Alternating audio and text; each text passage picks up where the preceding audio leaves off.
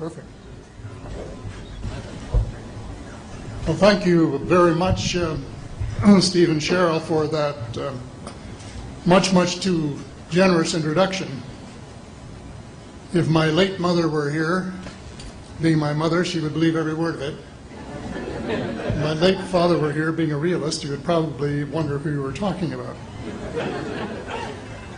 But introductions of that sort remind me of the small boy who fell headfirst into a barrel of molasses. And when they pulled him out, he licked some of the molasses from his face and said, "Lord, make my tongue adequate to this occasion." Well, actually, this is not my night for humor, and I'm not a match for either Stephen or George. So I'm not even going to try to be funny. I wish that I were in a mood for good humor, but I'm not. We are hell-bent in the direction of destroying our planet, and frankly, we appear to be doing very little about it. Decades ago, visitors from other planets warned us about where we were headed and offered to help. But instead, we, or at least some of us, interpreted their visits as a threat and decided to shoot first and ask questions after. The inevitable result was that some of our planes were lost, but how many were due to retaliation and how many were as a result of our own stupidity is a moot point.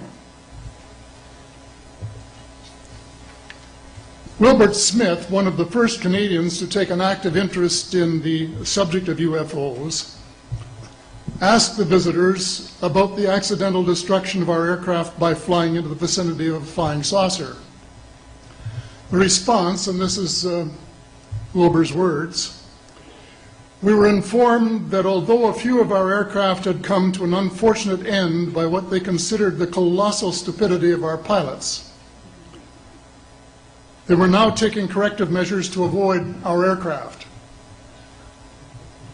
I asked them," and this is still Smith, "I asked them what happened, and they said, well, the fields around the saucers in order to hold them up, in order to produce the gravity differential, the time field differentials which were necessary to operate the ship. These sometimes produced field combinations which reduced the strength of materials to the point where they were no longer strong enough to carry the loads that the materials were expected to carry." Now, as we know, aircraft, particularly the military type, are built with a rather small factor of safety.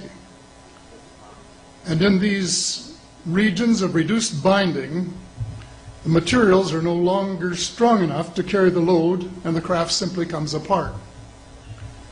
When I read that, I was reminded of the late, great soprano Lily Pons, who used to smash crystal goblets with her high C. She would direct the sound at them, and something in the sound waves would change the structure of the glass, and it would fly apart. Well, this didn't satisfy our military chiefs, who must have thought that it was more important to secure American nuclear superiority, even though using it would result in the annihilation of us all, than to take the hint and start moving the planet back from the brink of global disaster.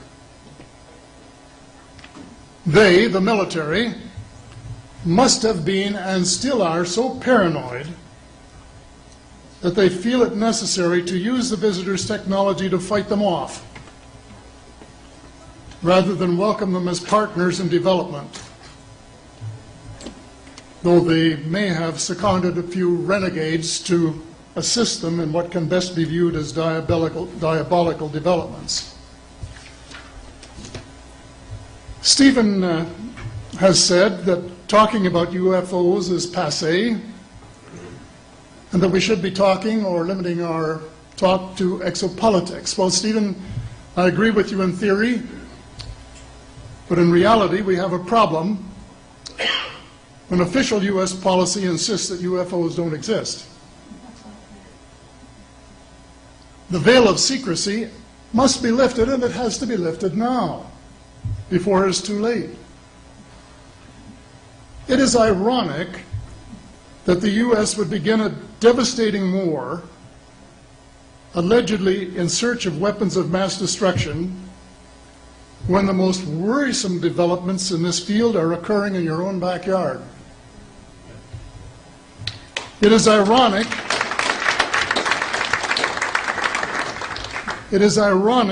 that the U.S. should be fighting monstrously expensive wars in Iraq and Afghanistan, allegedly to bring democracy to those two countries, when it itself can no longer legitimately claim to be called a democracy, when trillions, and I mean thousands of billions of dollars, have been spent on projects about which both the Congress and the Commander-in-Chief have been kept deliberately in the dark.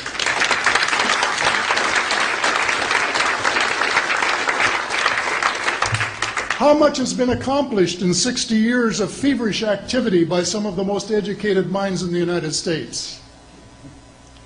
Has America developed flying saucers that are visually indistinguishable from the visitors, as alleged? And if so, what do they propose to do with them? Even more critical, what progress has been made in the development of clean energy sources that could conceivably replace fossil fuels and save the planet from becoming a veritable wasteland? Well, who has the answers? Someone does, but apparently they aren't telling either secretaries of defense or presidents because they don't have, quote, a need to know. In a story told by Dr. Stephen Greer,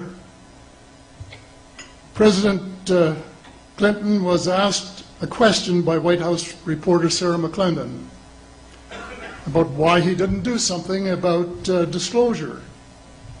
And Clinton replied, "Sarah, there's a government inside the government, and I don't control it." Excuse me, doesn't the Commander-in-Chief and the person who allegedly has their finger on the nuclear trigger have a right to know what his subordinates are doing? The people of the United States who have paid the bills have the right to know. The people of the world demand to know because it is our descendants too whose lives are in mortal danger. It is time for the people of the United States to launch a new war against the evil of lies, deceit, and darkness, and go all out to win the victory of truth and transparency and light. Thank you.